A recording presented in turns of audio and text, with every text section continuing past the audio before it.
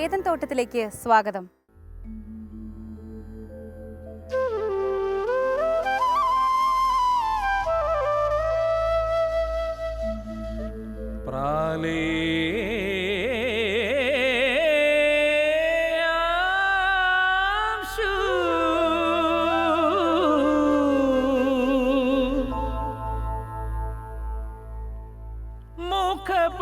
മുഖപടമണിഞ്ഞു നിന്നും നീലാകാശ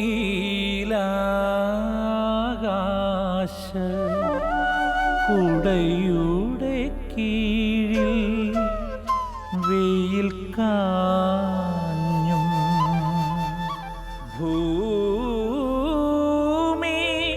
വാഴുന്നും ഋതുഭേദ നിറങ്ങളാടും ആവാസഗേഹമായി ജീവനും മനുഷ്യനും നീ.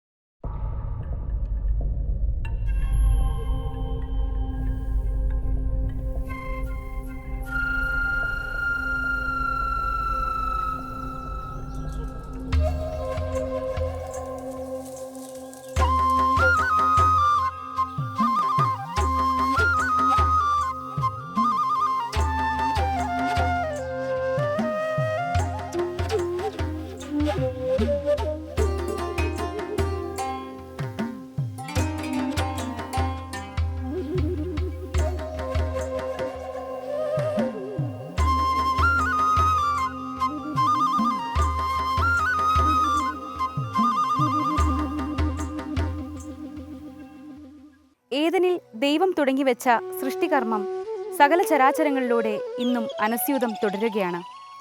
എന്നാൽ ഈ തുടർച്ചയെ ഇടർച്ചയാക്കുന്നത് മനുഷ്യൻ മാത്രമാണ്.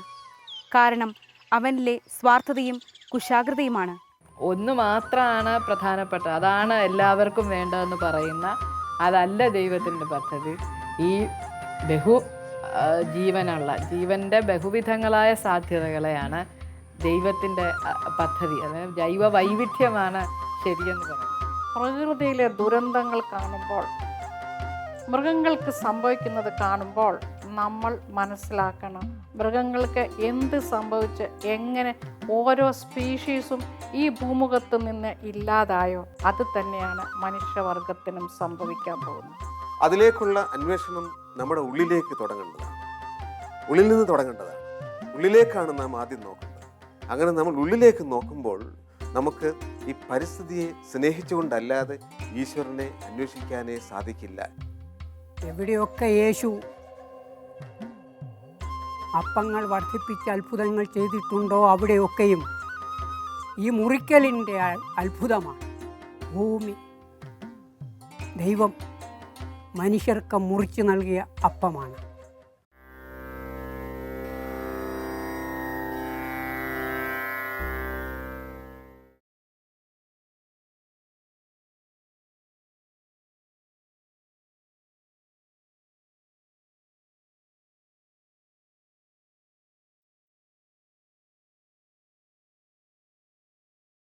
നമ്മുടെ ഈ ശരീരത്തെക്കുറിച്ച് നാം എപ്പോഴെങ്കിലും ചിന്തിച്ചിട്ടുണ്ടോ? കോടാനുകോടി കോശങ്ങൾ കൊണ്ട് ദൈവം മെനഞ്ഞെടുത്ത ഈ ശരീരം പ്രപഞ്ചത്തിൻ്റെ സൂക്ഷ്മരൂപം തന്നെയാണ്.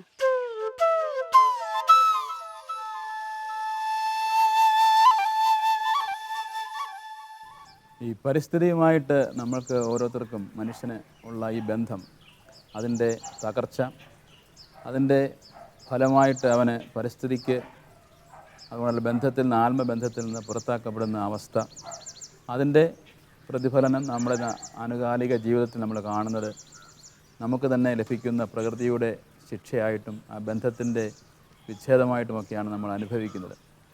ഇതിൻ്റെ ഒരു തിരികെ ആർജിക്കുക, ആ സ്നേഹബന്ധം അല്ലെങ്കിൽ ആ ആത്മബന്ധം തിരികെ ആർജിക്കണമെങ്കിൽ ഒരു പക്ഷേ അല്പം കൂടെ ആഴത്തിലേക്ക് നമ്മളിതിൻ്റെ പിന്നിലുള്ള ആ, ആശയങ്ങളിലേക്ക് കടന്നു ചെല്ലേണ്ടതും ആവശ്യമാണ്. ഒരുപക്ഷെ ഈ പ്രകൃതിയിൽ നമ്മൾ കാണുകയും ബൈബിളിൽ പലതവണ പല രീതിയിൽ ഒരുപക്ഷെ നമ്മളോട് പറഞ്ഞു തരുന്ന കാര്യം, ഈ പ്രപഞ്ചത്തിൻ്റെ അടിസ്ഥാന ഘടകങ്ങളുമായിട്ട് മനുഷ്യൻ്റെ അസ്തിത്വത്തിനുള്ള അഭേദ്യമായ ഒരു ബന്ധം, അത് ആ പഞ്ചഭൂതങ്ങളെന്ന് ഒരുപക്ഷെ നമ്മുടെ ഭാരതത്തിൽ തന്നെ വിശേഷിപ്പിക്കപ്പെടുന്ന എലമെൻറ്റ്സ് അല്ലെങ്കിൽ ആ ഘടകങ്ങളിലേക്ക് നമ്മൾ എത്രമാത്രം ബന്ധപ്പെട്ടിരിക്കുന്നു എന്ന് ഒരുപക്ഷെ വചനത്തിൻ്റെ വെളിപ്പെടുത്തലുകളിലൂടെ തന്നെ നമ്മൾ തിരിച്ചറിയേണ്ടതും ആവശ്യമാണ്. യേശുവിൻ്റെ തന്നെ ജീവിതത്തിൽ അല്ലെങ്കിൽ ബൈബിളിൽ സൃഷ്ടിയുടെ ആരംഭം മുതൽ വെള്ളം, ഭൂമി, അഗ്നി, വായു ഇങ്ങനെ തുടങ്ങുന്ന ഈ പദാർത്ഥങ്ങളുമായിട്ട് അല്ലെങ്കിൽ എലമെൻറ്റ്സുമായിട്ട് നമുക്കുള്ള ഒരു അഭേദ്യമായ ബന്ധമുണ്ട്. അതുപോലെ തന്നെ മനുഷ്യൻ്റെ സൃഷ്ടിയിൽ മാത്രമല്ല, അവൻ്റെ വിശുദ്ധീകരണത്തിൽ, വീണ്ടെടുപ്പിൽ, ആധുനിക കാലഘട്ടത്തിലേക്ക് നമ്മൾ വന്നു കഴിയുമ്പോൾ നമ്മുടെ കൂദാശകളിൽ പോലും ഇതിൻ്റെ പ്രതീകാത്മകമായ ഒരു സാന്നിധ്യം നമ്മൾ അനുഭവിക്കുന്നുണ്ട്. അപ്പോൾ ഓരോ ഘടകങ്ങളും മനുഷ്യനുമായിട്ട് അഭേദ്യമായിട്ട് ബന്ധപ്പെട്ട് നിൽക്കുന്നു. ഒരുപക്ഷെ ഈ പ്രപഞ്ചത്തിലുള്ള സർവ്വചരാചരങ്ങളുമായിട്ട് ഉള്ള ഒരു ബ്രിഡ്ജ്, ഒരു പാലമായിട്ട് ഈ പഞ്ചഭൂതങ്ങൾ സ്ഥിതി ചെയ്യുന്നു എന്നുള്ളൊരു യാഥാർത്ഥ്യമുണ്ട്. ഇതിലെ ഒരു അടിസ്ഥാനപരമായ ഒരു പ്രശ്നമെന്ന് പറയുന്നത്, ഈ കാവലാളാകാൻ നിയോഗിക്കപ്പെട്ടവൻ ശത്രുവായി, രക്ഷകനാകാൻ, സംരക്ഷകനാകാൻ നിയോഗിക്കപ്പെട്ടവൻ അതിൻ്റെ വിധികർത്താവായിട്ട് അതിനെ ഇല്ലാതാക്കുന്ന ഒരു സാഹചര്യം. അത്തരമൊരു സാഹചര്യത്തിലാണ് ഈ ഒരു അകലം വാസ്തവത്തിൽ സംഭവിക്കുന്നത്. അപ്പം സൗഹൃദം എന്നത് ചൂഷണത്തിലധിഷ്ഠിതമായ ഒരു വൈരത്തിന് വഴിതെളിച്ച സാഹചര്യത്തിലാണ് മനുഷ്യനും പ്രകൃതിയും തമ്മിൽ അകലുന്നത്. ആ ഒരു അകലം എന്ന് പറയുന്നത് ദൈവത്തിൽ നിന്നുള്ള ആ ഒരു അകലമായി തന്നെ പരിണമിക്കുകയും കൂടിയാണ്. പഞ്ചഭൂതാത്മകമായ ഈ പ്രപഞ്ചമാണ് വാസ്തവത്തിൽ മനുഷ്യനെ മനുഷ്യനാക്കി നിലനിർത്തുന്നത് എന്നുള്ളതാണ് വാസ്തവം. അവന് കഴിക്കുവാൻ ആഹാരം നൽകുന്നത് ഈ പ്രകൃതിയാണ്. അവന് ചൂടാൻ പൂക്കൾ കൊടുക്കുന്നത്, അണിയാൻ വസ്ത്രം കൊടുക്കുന്നത്, കുടിക്കാൻ വെള്ളം കൊടുക്കുന്നത്, ശ്വസിക്കാൻ വായു നൽകുന്നത്, അവൻ്റെ ഉള്ളിൻ്റെ ഉള്ളിൽ ജീവചൈതന്യമാക്കി അവനെ നിലനിർത്തുന്ന അവനിലെ അഗ്നി അവന് നൽകുന്നത്, ഇതെല്ലാം ഈ പ്രപഞ്ചമാണ് എന്നുള്ളതാണ്. അതിൽ ഈ ഓരോ തലത്തെയും അതിൻ്റെ ആ ഒരു സന്തുലിതമായിട്ടുള്ള ആ ഒരു അവസ്ഥയിൽ ഒന്നിനും കുറവ് വരാതെ നിലനിർത്തുക, ഏറ്റക്കുറച്ചിലില്ലാതെ ഈ സംവിധാനത്തെ പരിരക്ഷിച്ചു പോരുക എന്നിടത്തു നിന്ന് മനുഷ്യൻ അവൻ്റെ ആ ഒരു കർത്തവ്യത്തെ മറന്നുകൊണ്ട് എന്ന് അവൻ ആ ഒരു വ്യതിചലനം നടത്തിയോ, അന്നാണ് ഈ പറയുന്ന ഈ പഞ്ചഭൂതത്തെയും മറന്ന്, പ്രകൃതിയെയും മറന്ന്, ദൈവത്തെയും മറന്ന് ഉള്ള അവൻ്റെ ആ ഒരു ഹിംസാത്മകമായിട്ടുള്ള ഒരു വൃത്തിയിലേക്ക്, ഇടപെടലിലേക്ക് അവൻ കടന്നിട്ടുള്ളത്.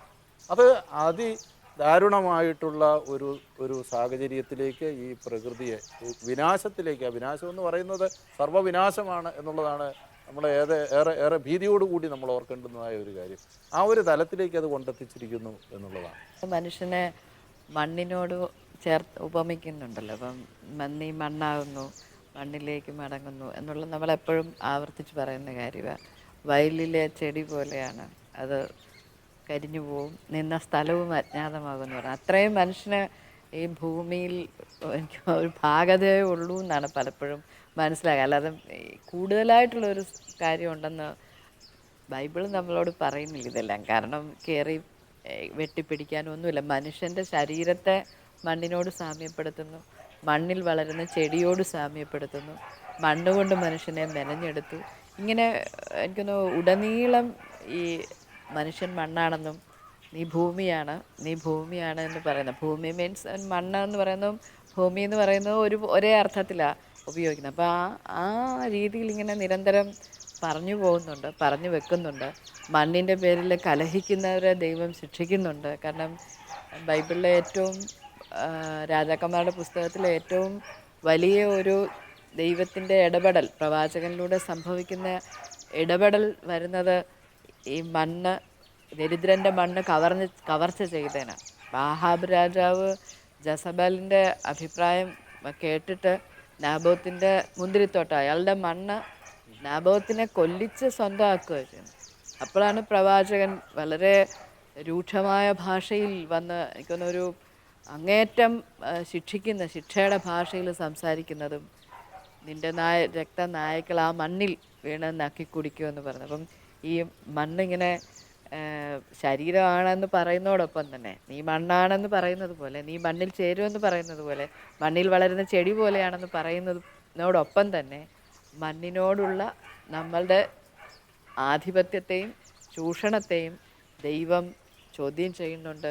ദൈവികമായ പദ്ധതി അല്ല അത് എന്ന് വളരെ നിശിതമായ ഭാഷയിലും പറയുന്നുണ്ട്. പലപ്പോഴും പ്രവാചകന്മാർ സംസാരിക്കുന്നത് വളരെ നിശിതമായ ഭാഷയിലാണ് മനുഷ്യൻ്റെ ഇത്തരത്തിലുള്ള സ്വാർത്ഥതകളോടും അതിക്രമങ്ങളോടും. അതുപോലെ യെശയ്യാ പ്രവാചകൻ്റെ വളരെ ശ്രദ്ധേയം, അത് മണ്ണിനോടുള്ള മനുഷ്യൻ്റെ ഇടപെടലിൻ്റെ വേറൊരു മുഖമാണ്. വാളിനെ കൊഴുക്കളാക്കുന്നു എന്ന് പറയുന്ന, വാളല്ല കൊഴുവാണ്, എന്താണ്, നുകമാണല്ലേ, മണ്ണ് ഉഴാനായിട്ടുള്ള അത് വലിയൊരു രൂപാന്തരണമാണ്, കലപ്പയാണ് ദൈവത്തിൻ്റെ ആഗ്രഹം. കാരണം നമ്മൾ വാളെടുത്ത് വെട്ടുക എന്നുള്ളതല്ല, ദൈവത്തിൻ്റെ ഇടപെടൽ വരുമ്പോഴാണ് വാളില്ല അവിടെ. പിന്നെ അവിടെ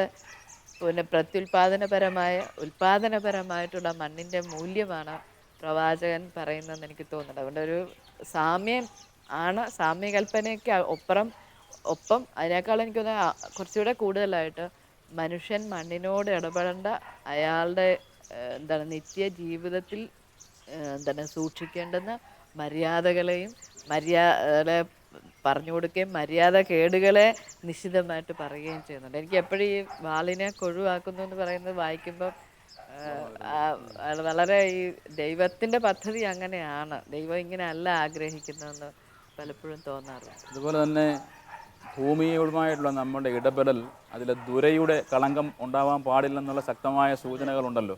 കാരണം 7 വർഷം കഴിയുമ്പോൾ ജൂബിലി വർഷമായിട്ട് കണ്ട് ഭൂമി തരിച്ചിടണം. അതിൽ നിന്ന് ഇങ്ങനെ ലേവിയരുടെ പുസ്തകത്തിൽ പറയുന്ന പോലെ, അതപ്പോൾ അറ്റമില്ലാത്ത ആഗ്രഹം കൊണ്ട് അവൻ അതിനെ കവർന്നെടുത്ത് സ്വന്തമാക്കി അതിൽ നിന്നുള്ളതിനെ ഉൽപാദനശേഷി പരമാവധി വർദ്ധിപ്പിച്ച് ആ ആർത്തി, അതുകൊണ്ട് ഭൂമിക്കും വിശ്രമം ആവശ്യമുണ്ട്. സാബത്ത് ഭൂമിക്കും കൽപ്പിച്ചു കൊടുക്കുകയാണ്. അതിനൊരു ശരീരപരമായ ഒരു മൂല്യം ഭൂമിക്ക് കൊടുക്കുമ്പോഴാണ് മനുഷ്യന്, ദൈവത്തിന്, ഭൂമിക്ക് എല്ലാം ഒരു വിശ്രമ ദിനം, ഒരു സബത്ത് ആവശ്യമാണെന്നുള്ള ഒരു കാഴ്ചപ്പാടുണ്ടാകുന്നത്. എനിക്ക് നമ്മൾ പിന്നീട് മറന്നുപോയ ഒരു കാര്യമാണ്. ലാഭം മാത്രം മോട്ടീവായി കഴിഞ്ഞപ്പോൾ ഭൂമിക്ക് വിശ്രമിക്കാൻ അനുവാദം കൊടുക്കാതെ ഒരു അടിമയെ പോലെ പണി ചെയ്യുന്ന, എത്രയും ഭൂമിയെ കൊണ്ട് പണിയെടുപ്പിക്കുക, എത്രയും അതിന് ഉൽപ്പാദിപ്പിക്കുക, എത്രയും ഭൂമിയെ നമ്മളുടെ ആവശ്യത്തിന് വേണ്ടിയിട്ടുള്ളൊരു വസ്തുവായി കാണുക.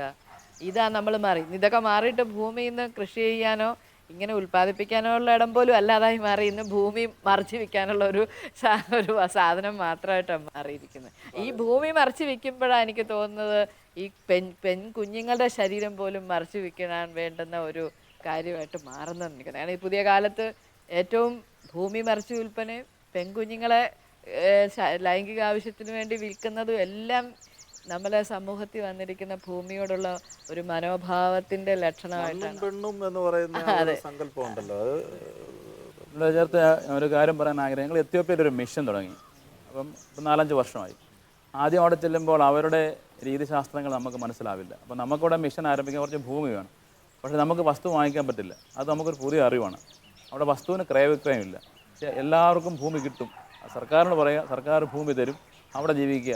അത് പക്ഷേ മറിച്ച് വിറ്റ് പൈസ ആക്കുന്നതിന് അവിടെ സ്വാതന്ത്ര്യമില്ല. സ്വാതന്ത്ര്യമില്ലെന്ന് പറയുമ്പോഴും ഈ മണ്ണിലെ മക്കളുടെ ഒരു വലിയ സ്വാതന്ത്ര്യം അവിടെ അനുഭവിക്കുന്നുണ്ട്. ഈ ഭൂമി എല്ലാവരുടെയുമാണ്. ഭൂമി ഇല്ലാത്തവൻ അവിടെ ഇല്ല.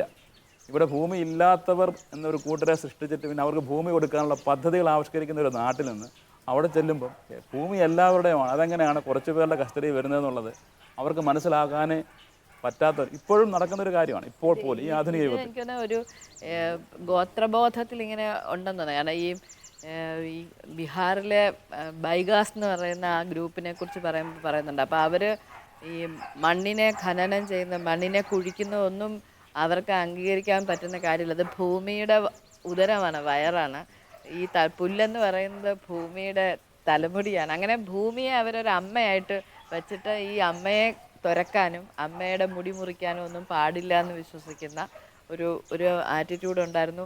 ഈ സിയാച്ചിൻ മൂപ്പൻ അമേരിക്കൻ പ്രസിഡന്റ് എഴുതിയ കത്തിനകത്തും സൂചിപ്പിക്കുന്ന ഇത് തന്നെയാണ്. എങ്ങനെയാണ് ഭൂമിയിന്മേൽ ഇങ്ങനെ തന്ത്രികൾ ചെയ്യാൻ സാധിക്കുക? നിങ്ങൾ ഇതിനെ വിൽക്കാം എന്ന് പറയുന്നത് സഹോദരനായും സഹോദരിയായും ഈ എങ്ങനെയാണ് മണ്ണിനെ, ഈ സാധിക്കുക? പ്രകൃതിയിലെ ഓരോ ഘടകത്തെയും കാണാൻ നിങ്ങൾക്ക് പറ്റുമോ എന്നാണ് ചോദിക്കുന്നത്. അവർക്ക് അതായത് ഇതാണ് ഈ വ്യത്യാസം. ഈ അച്ഛൻ പറഞ്ഞ ഇത്യോപ്യയിലെ ജനതയിലും ഈ സിയാച്ചിൻ റെഡ് ഇന്ത്യൻ മൂവ്മെന്റിലും ഈ ആദിവാസികളിലും ഒക്കെയും ഭൂമി എന്ന് പറയുന്നത് ഇങ്ങനെ വിൽക്കാനോ അതിനെ അമിതമായിട്ട് ഉൽപാദനത്തിന് വേണ്ടി ഇങ്ങനെ എന്താണ് ചൂഷണം ചെയ്ത് അതിൻ്റെ എല്ലാ ഉർവരതയെ നശിപ്പിക്കുന്ന ഒന്ന് ആക്കാനോ പറ്റില്ല എന്നുള്ള ഒരു കാര്യം ഈ പല ഗോത്ര സംസ്കാരങ്ങളിലുണ്ട്. വേദപുസ്തകത്തിനകത്തും അതുണ്ട്. പക്ഷെ നമ്മൾ മറന്നു പോകുക അതെന്നുള്ളത്. ടീച്ചർ പറഞ്ഞ പോലെ ഒരു അമ്മയോട് ഉപമിക്കുന്ന ഒരു സ്നേഹം അല്ലെങ്കിൽ ഒരു ബന്ധം, അത് പക്ഷേ ബൈബിളിൽ പോലും ചിലപ്പോൾ വായനകളിൽ തെളിഞ്ഞു വരുന്നതായിട്ട് എനിക്ക് തോന്നിയിട്ടുണ്ട്.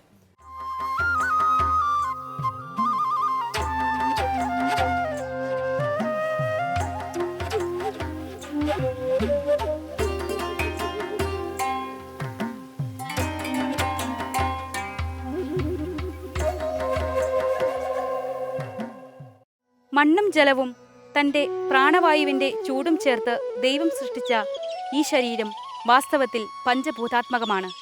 ദേവാലയം പോലെ പരിശുദ്ധമായ ഈ ശരീരം നാം എത്ര നിസ്സാരമായിട്ടാണ് മലിനപ്പെടുത്തുന്നത്.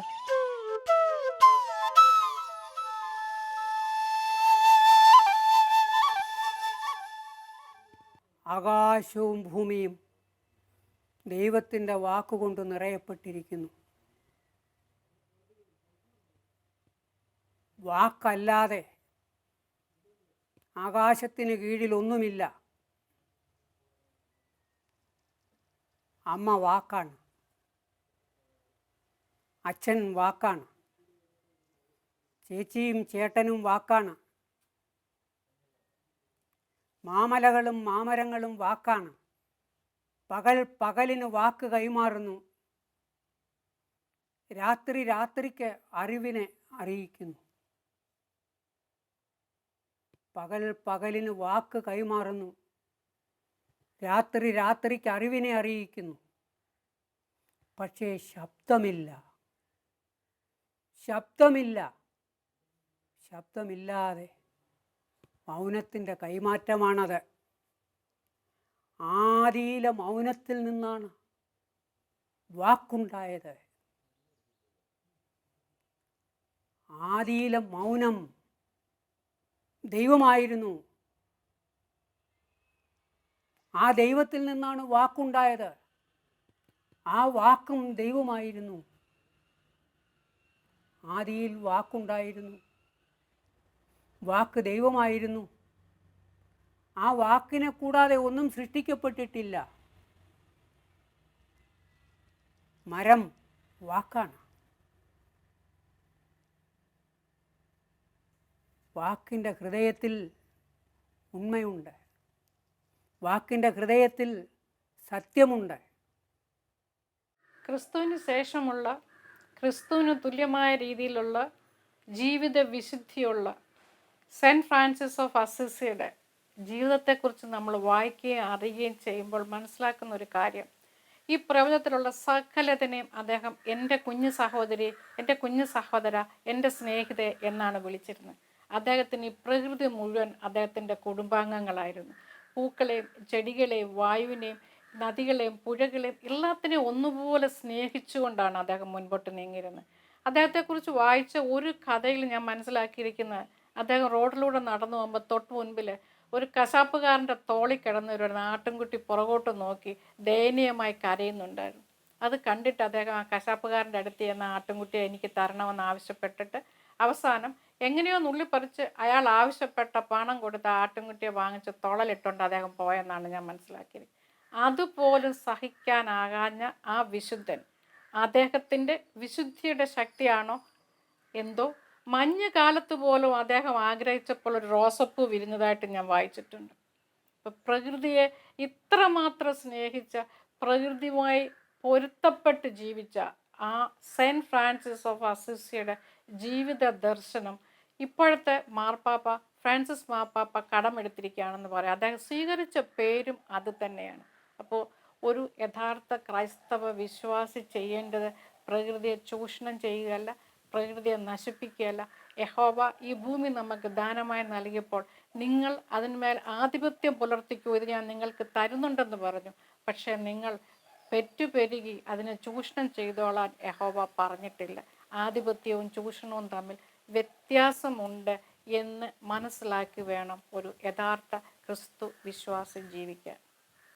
അണോരണിയാൻ മഹതോ മഹിയാൻ ആത്മാസു ജന്തോർ നിഹിതോ ഗുഹായ.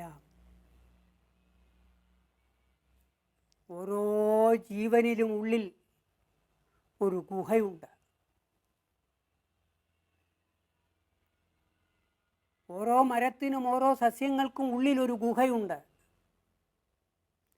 ആ ഗുഹയ്ക്കുള്ളിൽ അണോരണിയാൻ, അണുക്കളിൽ വച്ച് ഏറ്റവും ചെറിയ അണു അല്ലെങ്കിൽ ഏറ്റവും ചെറിയത്, ഏറ്റവും ചെറുതാകാൻ ദൈവത്തിന് മാത്രമേ ആവൂ. മഹതോ മഹിയാൻ, ഏറ്റവും വലുത്, ഏറ്റവും വലുതാകാനും ദൈവത്തിന് മാത്രമേ അറിയൂ. നമുക്ക് വലുത് പരിചയമുണ്ട്, ഏറ്റവും വലുത് നമുക്കറിഞ്ഞുകൂടാ. മഹതോ മഹിയാൻ, നമുക്ക് ചെറുതറിയാം, പക്ഷേ ഏറ്റവും ചെറുത് നമുക്കറിഞ്ഞുകൂടാ. അണോരണിയാൻ, അണോരണിയാൻ മഹതോ മഹിയാൻ ആത്മാസു ജന്തോർ നിഹിതോ ഗുഹായ. ജീവൻ ഉള്ളതിനൊക്കെയും ഉള്ളിലെ ഗുഹയിൽ വസിക്കുന്നു. എൻ്റെ ഉള്ളിലൊരു ഗുഹയുണ്ട്, നിൻ്റെ ഉള്ളിലൊരു ഗുഹയുണ്ട്. എല്ലാ ജീവജാലങ്ങൾക്കുള്ളിലും ഒരു ഗുഹയുണ്ട്. ആ ഗുഹയിൽ നിഹിതോ ഗുഹായാം, ഓരോ ഗുഹയും ഒരു വസതിയാണ്. ദൈവത്തിൻ്റെ വസതി, ദൈവത്തിൻ്റെ വസതി. മേലോട്ട് നോക്കിയാൽ കാണുന്നത് നീയേ, താഴോട്ട് നോക്കിയാൽ കാണുന്നത് നീയേ. നിന്നെ കാണുന്നു, നിന്നെ ഞാൻ കാണുന്നു, നിന്നെ മാത്രമേ കാണുന്നതുള്ളൂ ഞാൻ. നിന്റെ ഔന്നത്യ സിംഹാസനങ്ങളിൽ, എൻ്റെ ആഴങ്ങൾ തൻ നിമ്നതലങ്ങളിൽ നിന്നെ കാണുന്നു, നിന്നെ ഞാൻ കാണുന്നു, നിന്നെ മാത്രമേ കാണുന്നതുള്ളൂ ഞാൻ. മനുഷ്യനെ ദൈവം സൃഷ്ടിയുടെ മകുടമായിട്ട് സൃഷ്ടിച്ചപ്പോൾ തന്നെ ഈ സൃഷ്ടിയുമായിട്ട് ഏറ്റവും അനുരഞ്ജനത്തിലായിരുന്നുകൊണ്ട് ഇതിനെ പരിരക്ഷിച്ചുകൊണ്ട് ഇതിനെ ഉപയോഗിച്ചുകൊണ്ട് ജീവിക്കുക എന്നുള്ളതാണ് പ്രധാനപ്പെട്ടായിട്ട് മനുഷ്യൻ്റെ ഉത്തരവാദിത്വം. പക്ഷേ മനുഷ്യനതിനെ അമിതമായിട്ട് ചൂഷണം ചെയ്തുകൊണ്ട് മൃഗീയമായ തലത്തിലേക്ക് അധപതിക്കുന്ന ഒരു സംസ്കാരമാണ് ഇന്ന് ലോകത്തിൽ മൊത്തം കാണുന്നത്. ഈ പ്രപഞ്ചം എന്ന് പറയുമ്പോൾ അല്ലെങ്കിൽ ഈശ്വരൻ എന്ന് പറയുമ്പോൾ ഇതിൽ പഞ്ചഭൂതങ്ങൾ ഇവയുടെ സൃഷ്ടിയാണ്. മനുഷ്യൻ വ്യഷ്ടിയും ഈശ്വരൻ സമഷ്ടിയും. അതായത് മനുഷ്യനും ഈശ്വരനും തമ്മിലുള്ള ആ ഉപാധി ഭേദമാണ് മാറ്റി നിർത്തുന്നത്. ഈ പ്രപഞ്ചവും എന്ന് പറയുന്നതും മനുഷ്യനും അതിൽ ഉൾപ്പെടുന്ന ഒന്ന് തന്നെയാണ്. ആകാശാത് വായോ, വായോരഗ്നി, അഗ്നിരാപ, ആപ പൃഥിവി. ഇതാണ് പഞ്ചഭൂതങ്ങൾ. ഈ പഞ്ചഭൂതങ്ങളിൽ നിന്നും ആണ് മനുഷ്യൻ ഉണ്ടായിരിക്കുന്നത്. അന്നാത് ഭവന്തി ഭൂതാനി പർജന്യാത് അന്നഃ. അപ്പോൾ മനുഷ്യന് ജീവിക്കണമെങ്കിൽ അന്നം വേണം. ഈ അന്നത്തിൽ നിന്ന് മനുഷ്യൻ വളരുന്നു, നിലനിൽക്കുന്നു, അവസാനം അതിൽ തന്നെ ലയിക്കുകയും ചെയ്യുന്നു. ഇപ്പോൾ ദൈവം മനുഷ്യനെ സൃഷ്ടിച്ചപ്പോൾ എല്ലാ മനുഷ്യരും ഈ ലോകത്തിൽ, അതുപോലെ ജാതിമതഭേദമന്യേ എല്ലാ മനുഷ്യരും ഈ പ്രകൃതിയുമായിട്ട് ബന്ധപ്പെട്ട് ഇതിനെ സംരക്ഷിച്ചുകൊണ്ട്, അത് പ്രത്യേക ഒരു മതഭാഗമെന്നില്ല, എല്ലാവർക്കും ഉള്ളൊരു ഉത്തരവാദിത്വമാണ്. ദൈവം എങ്ങനെയാണ് ഈ ലോകത്തെ സൃഷ്ടിച്ചിരിക്കുന്നത് ആ ഒരു ക്രമം പാലിച്ചുകൊണ്ട് ഇതിൽ ജീവിക്കുക എന്നുള്ളത്. അപ്പോൾ അതുകൊണ്ട് തന്നെ പ്രകൃതിയെയും അതുപോലെ തന്നെ എല്ലാ വിഭവങ്ങളെയും നമ്മൾ വേണ്ട വിധത്തിൽ ചൂഷണം ചെയ്യാതെ ഉപയോഗിച്ചുകൊണ്ട് അതുമായിട്ട് അനുരഞ്ജനത്തിലായിരുന്നുകൊണ്ട് ജീവിക്കുമ്പോൾ മാത്രമേ നമ്മുടെ ഈ ലോക ജീവിതം ഏറ്റവും ശാന്തിയും സമാധാനവും മനോഹരമായിട്ട് തീരുള്ളൂ. ഒരു വൃക്ഷത്തെ മാത്രം കാണുമ്പോൾ നമ്മൾ അതിന് വൃക്ഷമായും, അനേകം വൃക്ഷങ്ങൾ ഉള്ളപ്പോൾ അതിനെ വനമായും നമ്മൾ നാമകരണം ചെയ്യുന്നത്. അതുപോലെയാണ് മനുഷ്യനും ഈശ്വരനും തമ്മിലുള്ള ബന്ധം. ഒരു വ്യക്തി എന്ന നിലയിൽ അല്ലെങ്കിൽ വ്യഷ്ടി എന്ന നിലയിൽ ഒരു മനുഷ്യൻ തനിയെ സങ്കല്പിക്കുന്നു.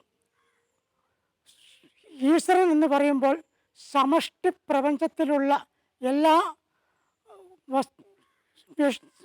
സമൂഹങ്ങളും പ്രപഞ്ചം മുഴുവൻ ഉൾപ്പെടുന്നതാണ് സമഷ്ടി എന്ന് പറയുന്നത്. അത് ഈശ്വരന് സൃഷ്ടിയും സ്ഥിതിയും സംഹാരവും ചെയ്യാനുള്ള കഴിവും ഈശ്വരനുണ്ട്. ഈ സൃഷ്ടിസ്ഥിതി സംഹാരം ഉപാധിയും മനുഷ്യൻ്റെ മനോബുദ്ധി അഹങ്കാരത്തോടു കൂടിയുള്ള ഉപാധിയും നീക്കിക്കഴിഞ്ഞാൽ പിന്നെ അവിടെ അവശേഷിക്കുന്നത് ചൈതന്യം മാത്രം. ആ ചൈതന്യം ഈശ്വരനിലും മനുഷ്യനിലും പ്രപഞ്ചത്തിലും എല്ലാം ഒന്ന് തന്നെയാണ്. പക്ഷേ നാമരൂപത്തിൽ മാത്രമേ അവിടെ വ്യത്യാസമുള്ളൂ.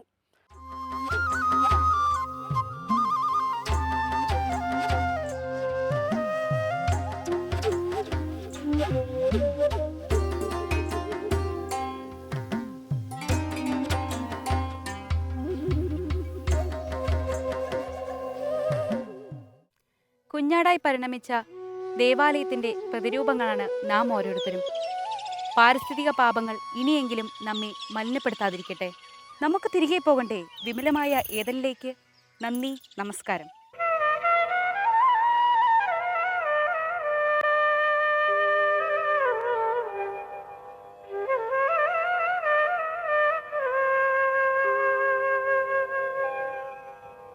മരമായിരുന്നു ഞാൻ പണ്ട് ഒരു മഹാനദിക്കരയിൽ, നദിയുടെ പേര് ഞാൻ മറന്നുപോ. നൈലോ, യൂഫ്രട്ടീസോ, യാങ്സിയോ, യമുനയോ, നദികൾക്കെന്നെക്കാളുമോർമ്മ കാണണം. അവർ കടലിൽ ചിറകുള്ള സഞ്ചാരപ്രിയർ, നിലത്തെഴുതാൻ പഠിച്ചവർ, പറയാൻ പഠിച്ചവർ.